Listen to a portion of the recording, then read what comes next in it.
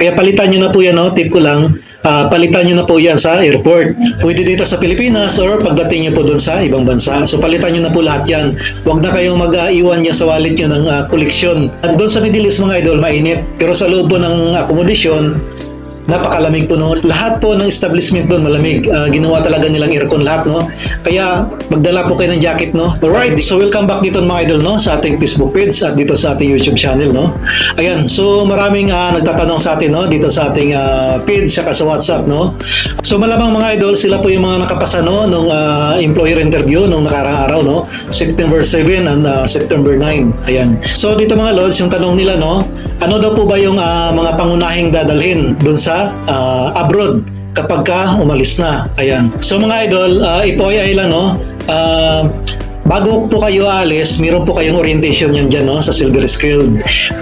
Sa agency, meron po talagang representative dyan na certified ni UWA na mag-conduct ng UWA orientation and PIDOS orientation.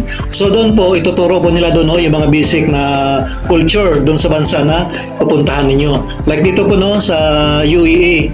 Ayan. Pero mga idol, ito tips lang din po, no. Yung pangunahing dalhin nyo po doon kapag paalis na kayo or papunta na kayong abroad, no. Ito lang po, konti lang po to, no. Ito lang yung mga mahalaga na kailangan po ninyong dalhin na gamit. Ayan. So una mga idol, doon muna tayo doon sa pocket money ninyo.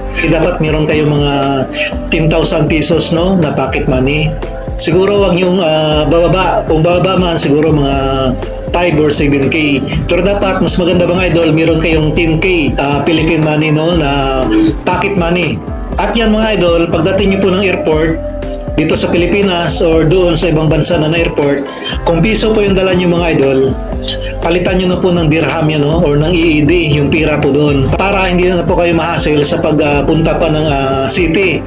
Lalo na, no, minsan yung mga accommodation malayo, medyo may distansya, no, malayo sa city, so kailangan nyo pa pumunta doon, no. Pero dyan naman sa accommodation ninyo, I'm sure naman meron pong pwedeng palitan dyan, may mga money changer dyan, pero mas mababa po yung palitan. Kaya palitan nyo na po yan, no? Tip ko lang, palitan nyo na po yan sa airport. Pwede dito sa Pilipinas or pagdating nyo po doon sa ibang bansa. So palitan nyo na po lahat yan. Huwag na kayong mag-iwan niya sa wallet nyo ng koleksyon. Palitan nyo na lahat, no, para magamit nyo po yan. So pagdating naman sa damit mga idol, no, siguro magdala lang po kayo ng mga 5 pares, no, 5 short, 5 damit. Tapos yung pantalon niyo siguro mga 2 lang, no? Kasi pagdating naman po doon yung mga idol, and of course, no, yung underwear niyo pala. Kasi pagdating niyo naman mga idol doon, mag-uniform naman kayo araw-araw, no? So yung mga panggala niyo na damit, hindi niyo na po magamit yan.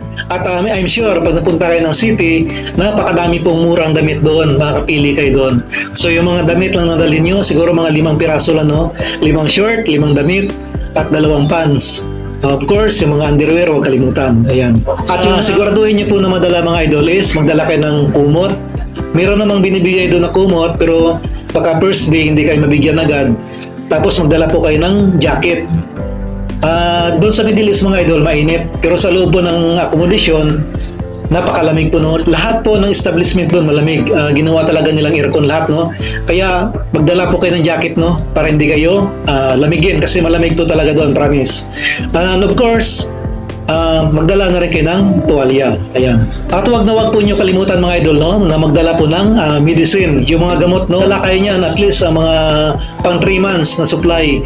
Meron naman po na mabilhan doon mga idol, no. May mga butika naman doon, pero of course hindi nyo pa kabisado doon, no, pagdating, at hindi agad kayo makapunta sa mga city, no.